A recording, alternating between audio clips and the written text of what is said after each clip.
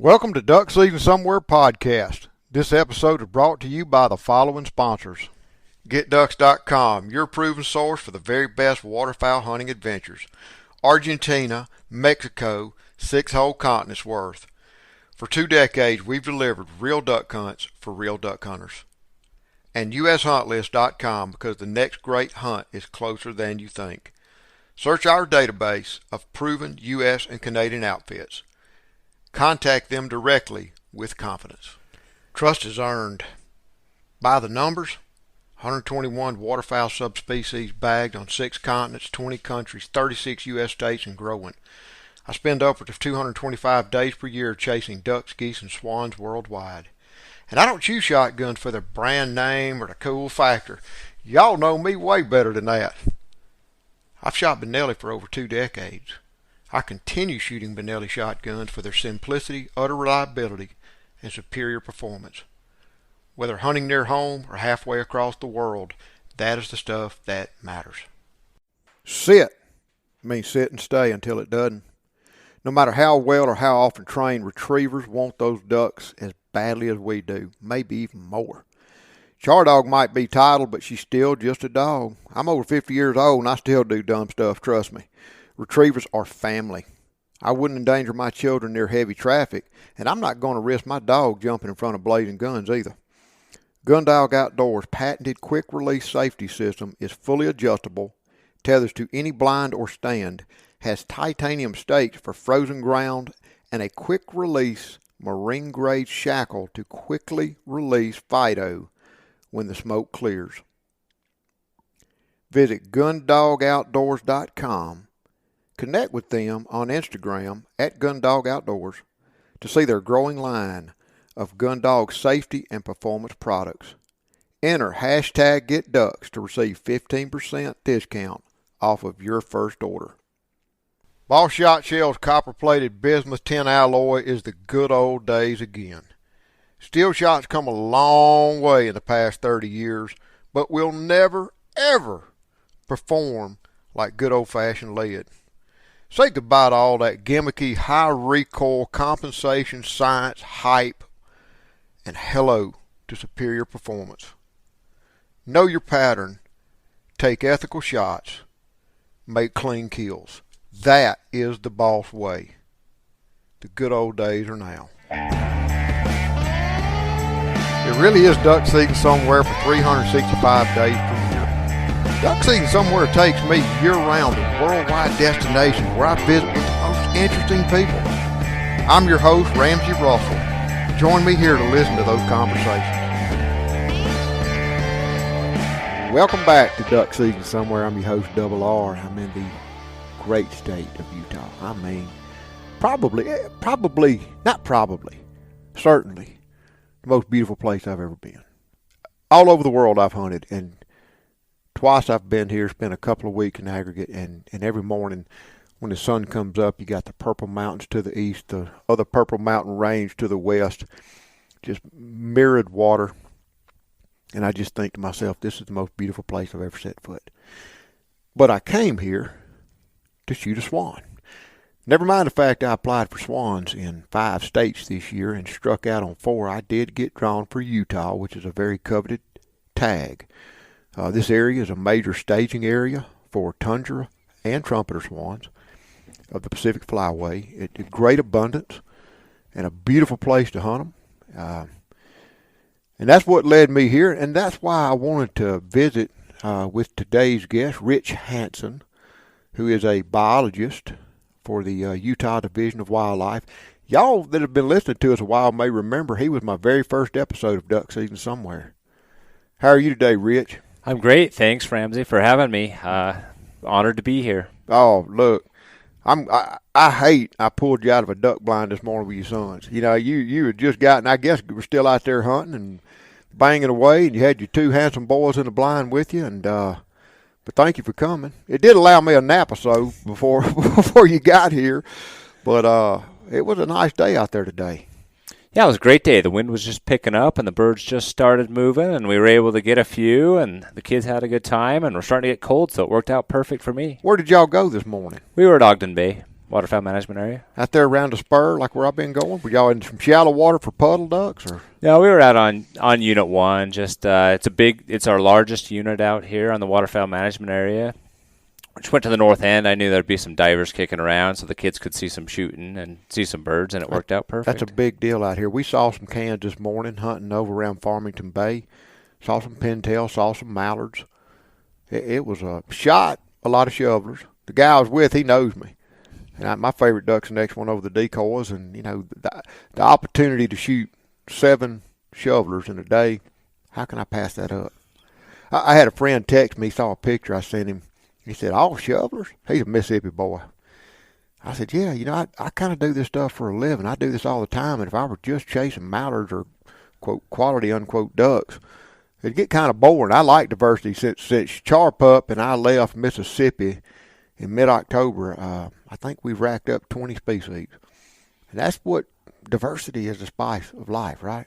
Absolutely. That's impressive. Y'all certainly got some species out here. What is it about this area? What is it about this area that makes it, in my opinion, the crown jewel of the Pacific Flyway? Well, it's the submergent vegetation that we produce in all of our waterfowl management areas. Sago pondweed. That is gold for waterfowl. That's what swans come for. Geese use it. All species of ducks use it. So it is absolutely amazing from the tubers that the divers and swans eat, to the stems, to the leafy parts that gadwall and widgeon like, to the seeds that they produce for teal, mallards, and pintails. It is amazing. You don't plant that, it's natural? It is naturally occurring around here. And the way a lot of our waterfowl management areas are set up is they're set up to where they flow through impoundment. So you have a constant water flow through 3 or 4 different sets of impoundments out into the Great Salt Lake, and that seed is just spread throughout. And for us, it's really easy to kind of transplant it in a pond that doesn't have as much either, and it readily establishes. How would you describe this plant to somebody? Because like I've seen, I'm out there wading around in a knee-deep pond, and I see this mass of grass-looking stuff kind of matted up. I just imagine, for lack of a description, flooded Bermuda at a glance. Just grass just kind of floating along. And then I've been at the boat ramp, and I see just these little fuzzy seed heads, this little fuzzy tufts of green that look like the edge of a paintbrush. And then you see these big round root balls floating around. I mean, how long is this plant? Tell me about this plant, what it likes to grow in, and how long it is, and specifically what waterfowl cadres eat different parts of the plant and when. Okay, so sago pondweed loves water that's anywhere from 12 inches to 30 inches deep. It loves clear water, so it's very important that when these different impoundments get turbid, that we do a liquid rotenone carp control treatment to get the carp out of there, and it responds very well to those clear conditions once the carp are removed. Because carp swimming around and just make the waters muddy. It's both swimming around and they're feeding, on the bottom, just, increases the turbidity and doesn't allow the sago pondweed to photosynthesize and grow. I mean, dang. How important is sago pondweed? And I know I've got an opinion, having talked to you. What swans is where I'm getting at, because that's what's pulling all these swans here. That's why they're here to stay, aren't they? That sago pondweed. It is. That is the number one reason they come here. And we have upwards of 80,000 swans will migrate through Utah, through the Great Salt Lake area, on their way to the wintering grounds. Isn't that crazy? It is. So 2/3 of the entire population in North America. 2/3 of all the swans in North America come here for the sago pondweed. You told me an interesting story the other night that the reason Utah, and I'm assuming much of the United States, have a swan season at all had something to do with their affinity for that plant. Yeah, it's very interesting, and I don't think there's probably too many people that know about this, but I'm gonna let you in on a really interesting story on how it all started. Back in the think it was about the late 50s. Biologists, local biologists, and managers were seeing swans come in, just tens of thousands, and they were staying throughout the fall because there was no hunting allowed for the swans. And they ate the sago so much that they pretty much depleted it in a lot of these ponds. So on the springward migration, there was nothing for the swans to eat. And it's very important that they have the sago pondweed on their spring migration so they can complete their migration up to the tundra and reserve with good body reserves as well so they can nest.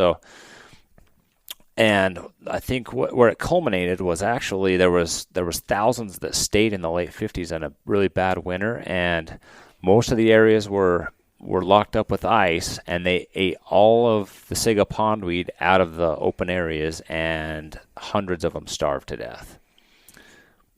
I mean, basically, they just showed up, and because of that plant, they refused to move on down the flyway. There was no hunting pressure, nothing to keep them moving along. So they literally ate themselves out of house and home.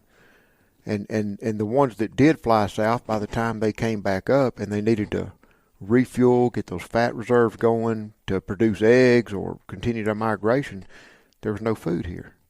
Yeah, so it's a fall and spring staging area. Absolutely. There's they all stop here in the spring as well. So we're talking 80,000 through the Great Salt Lake area in the fall, and that same 80,000 back here in the spring. Do you know whether or not how their populations were doing back in the 50s and 60s?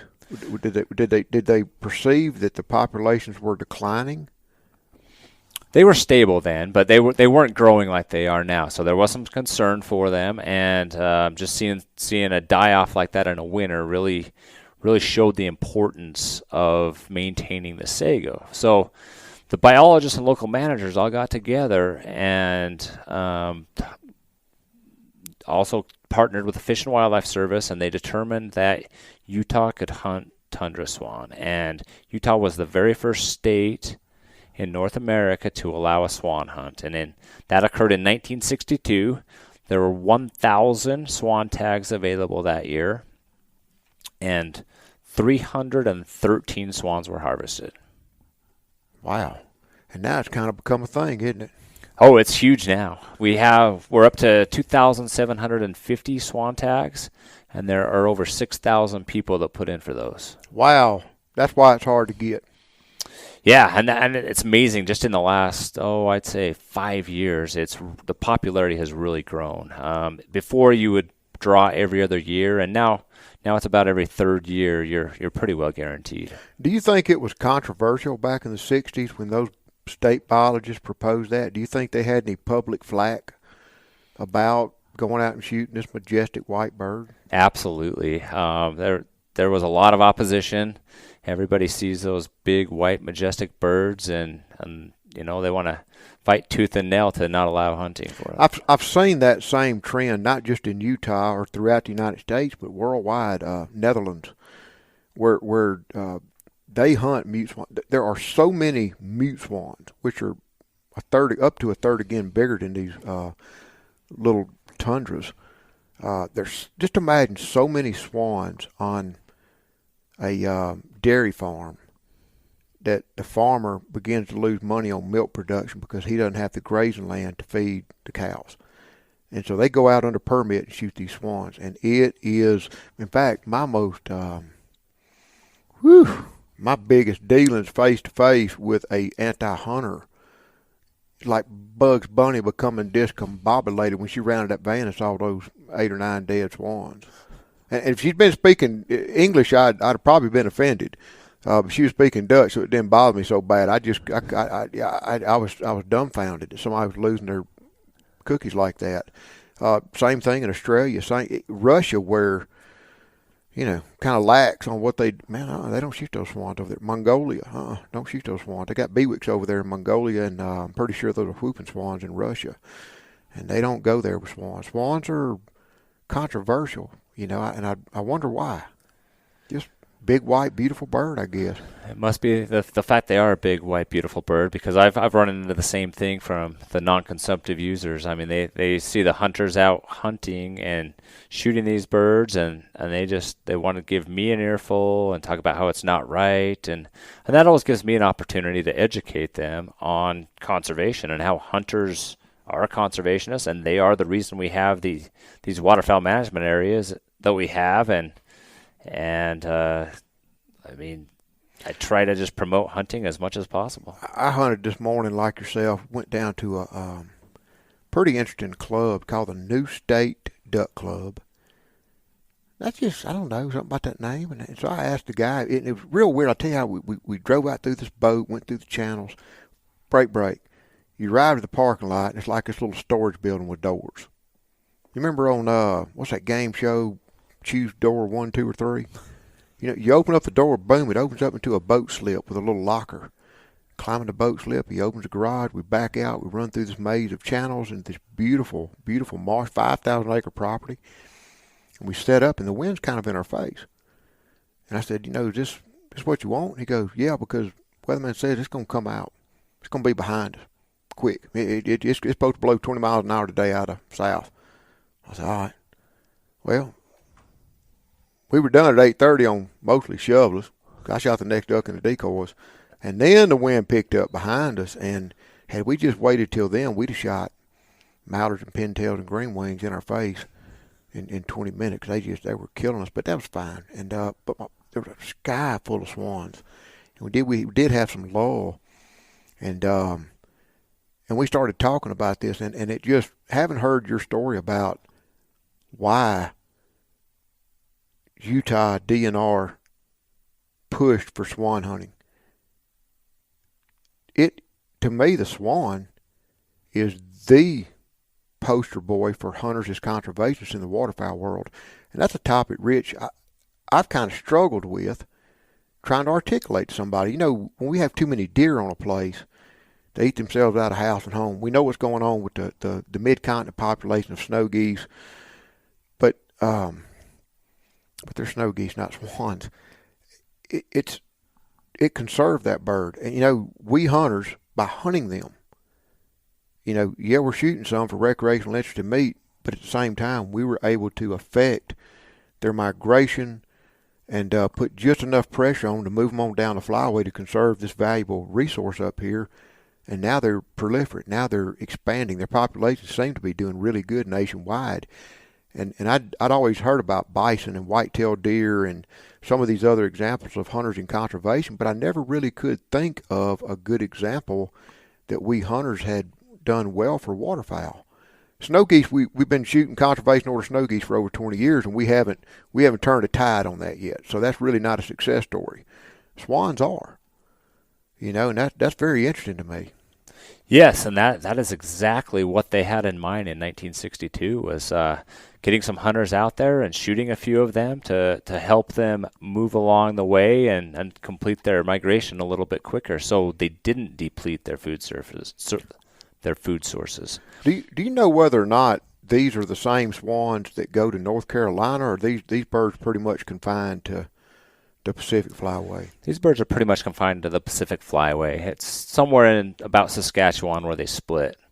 And a third of them head to the East Coast, and 2/3 of them come down through the Great Salt Lake and head to the West Coast. Do you still see or experience, I guess you said you did, but can you elaborate on the anti-involvement or non-hunter involvement in swans?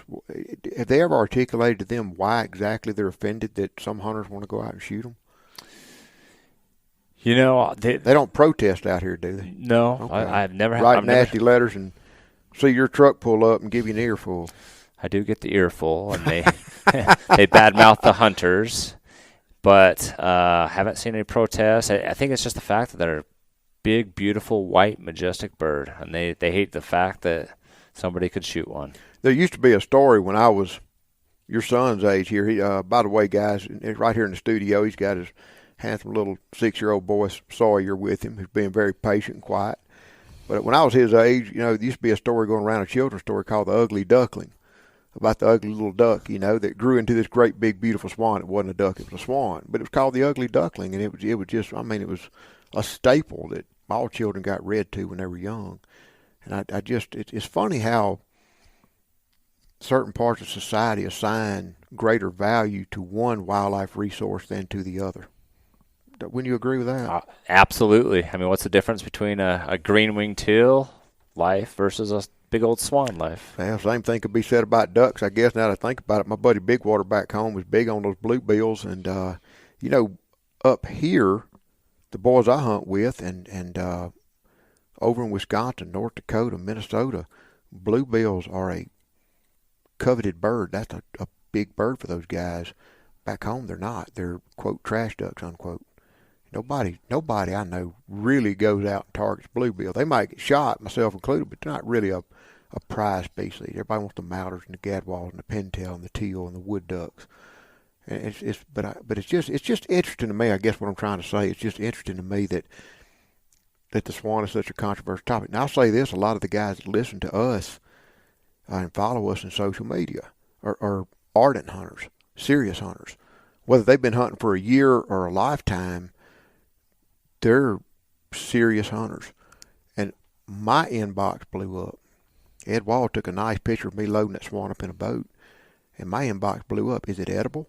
Absolutely. A lot of these guys, I almost relate them to deer hunters, because that is all they care about, is going and getting their swan. They love to eat them. They love the pursuit.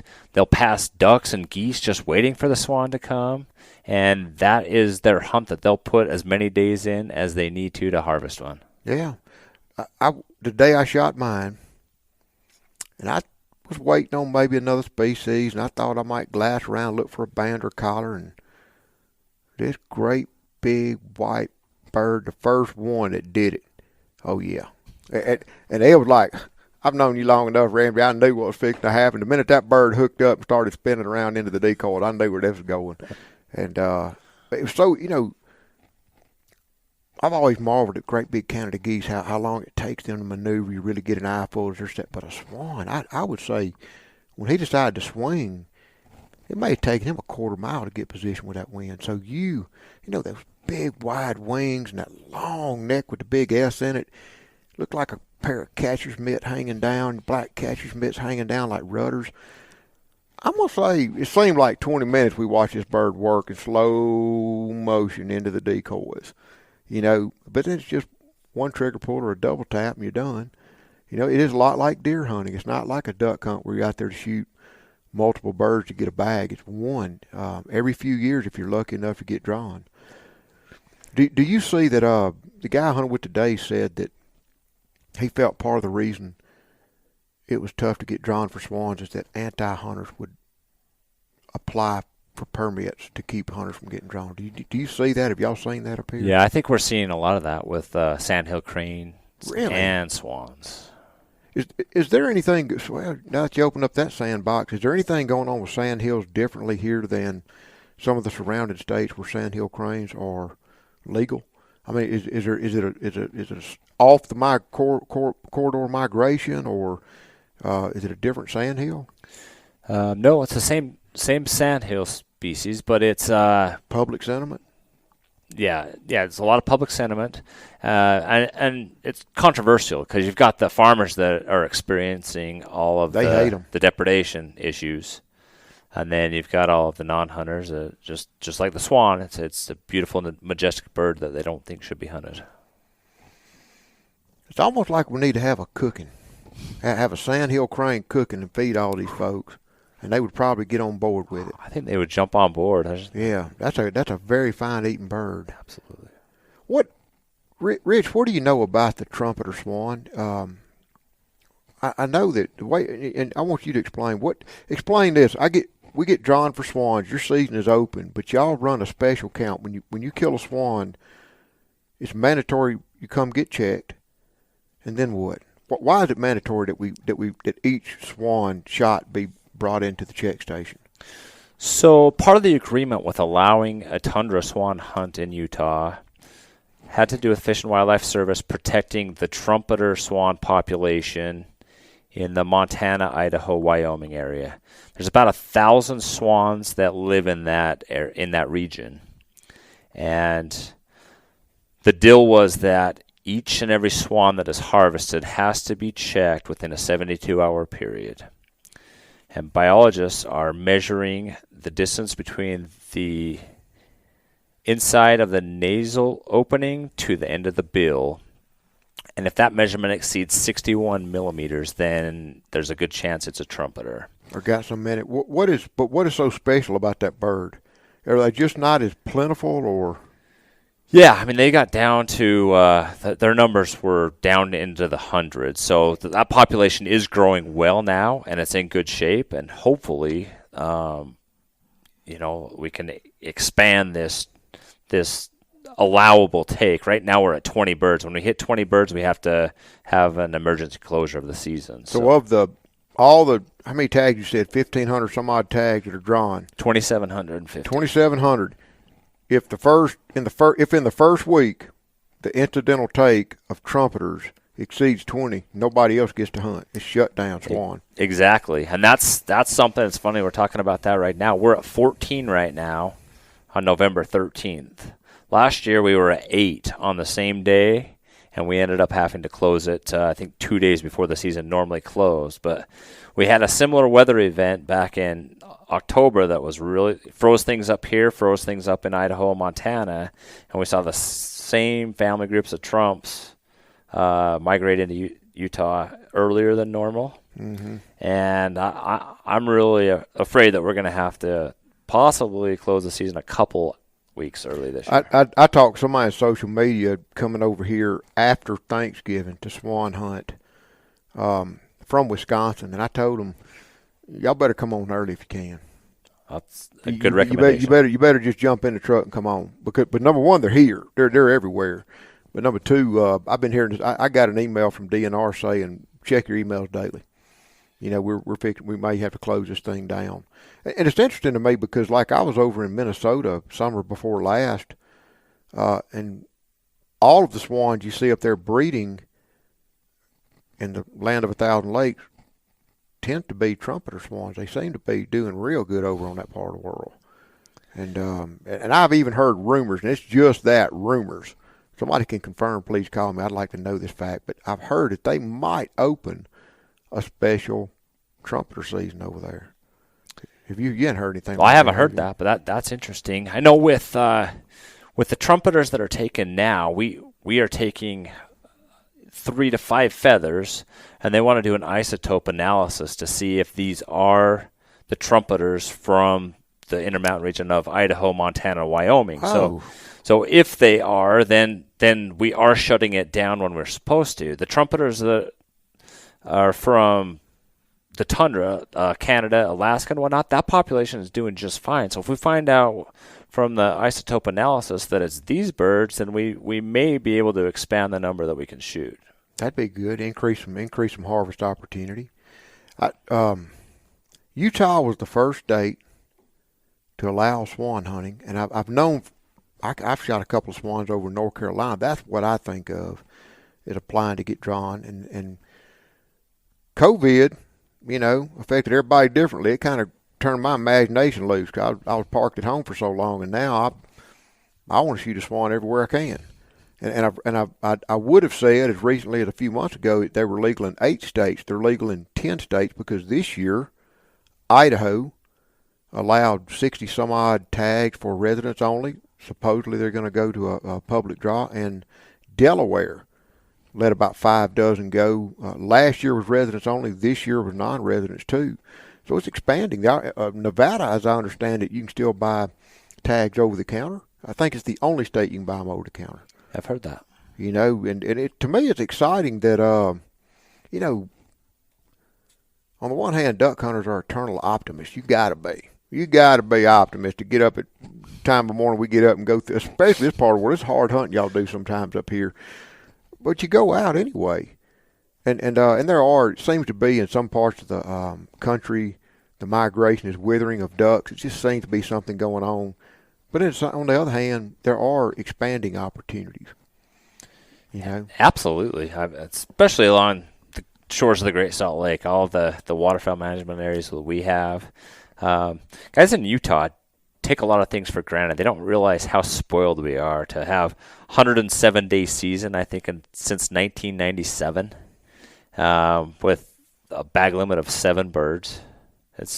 And they can hunt. I think it's a 3 days bag limit is the possession limit here. So we have a lot of opportunity. Folks, if y'all are listening and y'all are from the state of Utah, y'all are spoiled. I'm going to tell you right now, you've got a beautiful, beautiful place to hunt. You have gajillions of acres of public land, walk-in, boat-in, airboat. I mean, it's unbelievable the resource you have here. And all the species, the swan hunting, it's incredible. Not to mention the big game hunting up in the mountains. I mean, it's some of the best preeminent in the country for mule deer and stuff. But it's just Utah is. I told my wife this morning to drive over. Come on out here and visit. We might want to move out here and retire. And she thinks I'm kidding.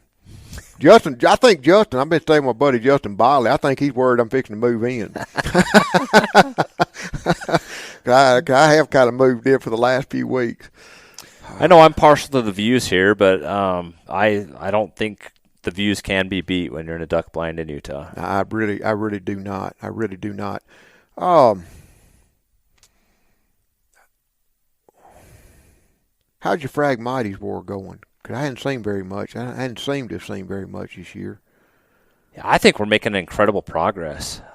We treat thousands of acres every year, and inside the waterfowl management area, inside the impoundments where we can control the water, we're having huge success. Yeah. How do you control Phragmites? So what we do is when we want to spray it, we water it, we keep it healthy all summer long, and then we spray it in August or September. When it's gone to seed head, at that time it's taken all of its energy reserves back to the roots, so it transports all of that herbicide to the roots and kills the whole plant. That's good stuff. It's I don't see as much on some of the areas that you manage as I see in other places. You seem to be very effective, and I'm leading up to a question. I'm gonna kind of put you on the spot here, and I think it has a lot to do with your abilities and performance as a wildlife manager on a lot of these public land resources, but Rich, I mean, everybody that I meet in Utah, and I mean practically everybody this topic comes up, they have a lot of good stuff to say about you specifically, but also about Utah DNR. Y'all have got a great agency out here that seems to be very hunter friendly and hunter accommodating. Would you say that? I agree. I think it's a great agency. I think I work with some of the hardest working and best people in the entire state, and I know I do in the waterfowl team. Yeah. I mean, there's a manager and an assistant from Farmington. There's me and an assistant from Ogden Bay, and there's a manager and an assistant from Salt Creek, and we get after it. And we are all very avid waterfowl hunters, so we want to improve all of our areas, not only for the hunters, but you know what? I think as a very ambitious waterfowl hunter, we want to improve things for ourselves as well. How important are hunters to your program, to Utah DNR's mission out here around the Great Lakes in this basin? I'm speaking duck hunters and duck habitat. What is your personal opinion as to how important, how vital they are to what y'all are trying to accomplish? Well, they're incredibly important from a standpoint that we manage these areas strictly on hunting license dollars matched with PR dollars. So if it weren't for the hunters, we wouldn't have these areas. Mm-hmm. Also, waterfowl hunters are awesome. They want to give back, and we rely heavily upon volunteers to accomplish what we do. So it's not just all of us ambitious waterfowl managers, it's all the ambitious hunters that are giving back as well. And if it weren't for them, we wouldn't be able to accomplish nearly as much as we do. That's right. How did your duck banding go this year? I know you banned a lot of birds out here. Yeah, I know it was a great year. We banded, I think probably around 2,000 ducks. So that's a pretty great year for us. How does that compare to normal?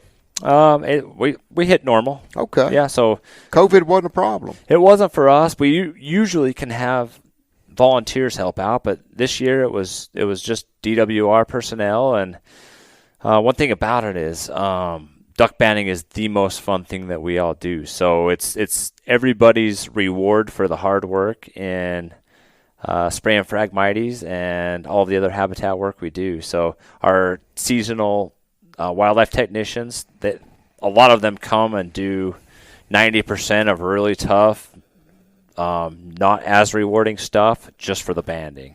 What are the most banded birds up here? Because y'all are banding in the summertime. Yeah, we band in late July and August. So cinnamon teal are our number one nesters around here, and we try to hit at least 500 cinnamon teal banded each year. Sometimes we hit 700 to 800. Some years, about 400, but we really put a lot of effort into it, and we do a really good job with targeting cinnamon teal. Redheads, I've shot some redheads that were banded here. Yeah. Do they nest? They must nest here if they're still around that time of year. Yeah, so this is another very important nesting area for redheads. Although back when the Great Salt Lake flooded in the late 80s, we lost a lot of our breeding redheads. So prior to the 80s, this was one of the most important nesting areas in the West. What changed then? Well, the Great Salt Lake actually flooded all of the waterfowl management areas, so they were all filled with salt water. We lost all of the emergent vegetation, the hard-stem bulrush that they really like to nest in. Mm-hmm. And it took years to get that back. So we have, it is recovering well now, and we have a fair number of redheads, but it's nothing to compare to what was here in the 70s and 80s, early 80s. Most cinnamon teal breed here in this basin. Yeah, we do have ideal. Lion share.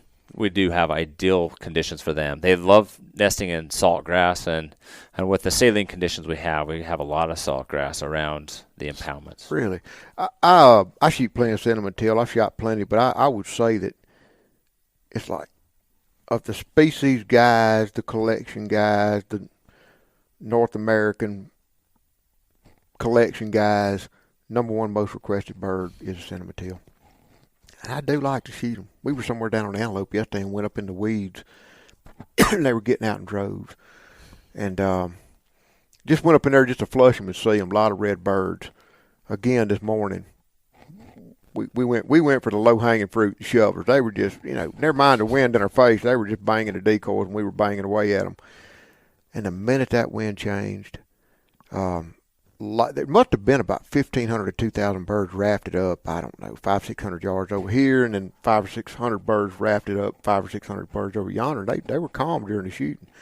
That wind shifted, it blew the ice a little bit, the ice started to melt, boom, they started flying, wanted to go somewhere else, and they all came over our decoys. I had a wad of probably 20 red cinnamons low on the deck, 15 yards out, and too bad I was done. With probably, 7 shovelers, huh? Probably would have shot one of your bands, too, with that many shovelers, that many cinnamon teal in the air. I was done on shovelers. But you know me. They don't call them ramzillas for nothing.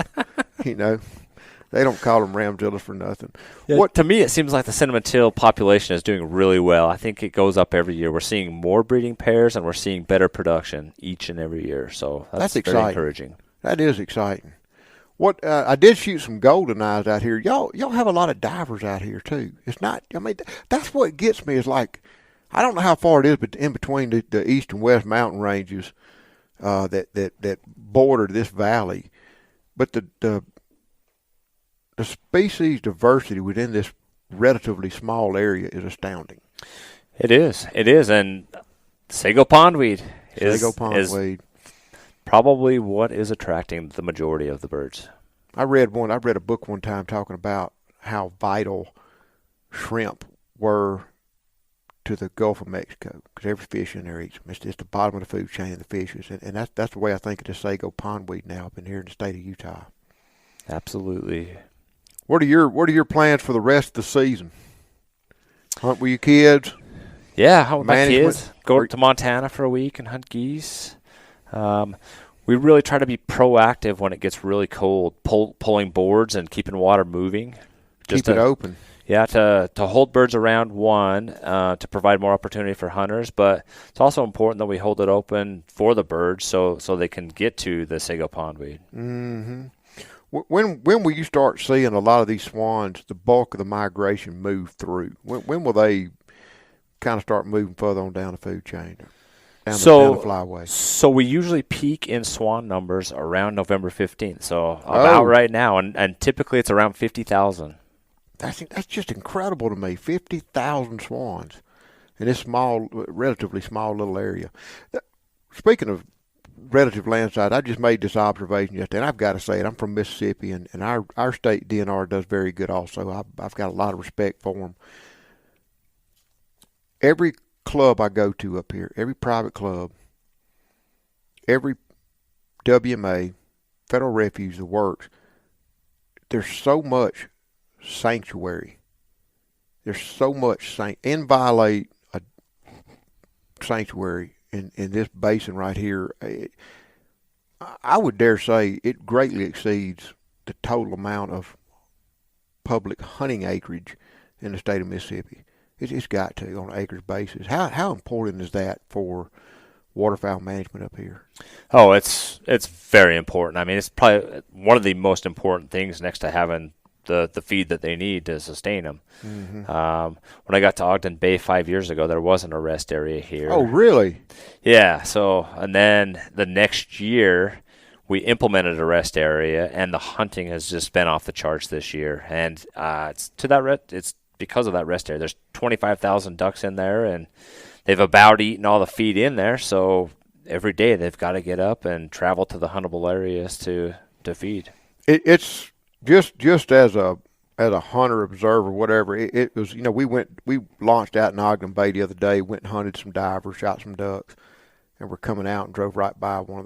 Just right mile. I'm gonna say a mile stretch. You look to the right, and it's one of your refuges. Ed was in the truck with me and was just burning up pictures. Said, "Hey, drop me off here. I'll pick me up at dark, or if it's 2 o'clock in the afternoon, it don't get dark till 6. He's like, well, you drop me off, or I'll just catch a ride back." And he ended up hooking up with you, and you took him around, and man, he took some pictures. He was loving these rest areas up here. But the hunting, I think it really keeps the hunting good. Those birds they're not going to just sit on a small geography sanctuary. They've got to get out and move and feed and utilize different resources. It is so, to ensure hunting quality, I think is vital. I really do. This sanctuary area. Every waterfowl management area could use a rest area. Mm-hmm. Any conservation issues going on in Utah right now that you're aware? Jordan River, I know I was talking to somebody, going to talk with Chad. He was telling me there's something going on with the fresh water getting in to the Great Lake because of the drought right now. Absolutely. Water is always an issue in Utah. We're the second driest state in the nation. So water is always going to be the biggest controversial issue. They're wanting to dam up a bunch of the water on the Bear River and send that to Salt Lake, and that's going to. You're kidding. No, it's in the works right now, and that's we rely upon all that excess water to go into Bear River Bay and the Great Salt Lake to sustain the waterfowl and the shorebird habitat that we have. And there are a lot of shorebirds here too. It's not just the waterfowl. Right now, more snowy plovers than I've ever seen. It's just a little white shorebird flying around. It's unbelievable how many there are. Yeah, there's a lot of shorebird. I mean, it's one of the most important areas like in the region for shorebirds, in addition to waterfowl. Mm-hmm. Folks, y'all been listening to Rich Hansen, Utah DNR. We've been talking about swans and a lot of other cool stuff up here in Utah. Apply. You got to take a test. If you want to apply for non-resident swan hunting in the state of Utah, you go online. You got to take and pass a little test, which is primarily around the distinction between trumpeters and tundras. Very easy. Any third grader, if I can pass it, I think anybody can. But go take the test and apply. You owe it to yourself to hunt North America's largest waterfowl species. Thank y'all for listening. See you soon.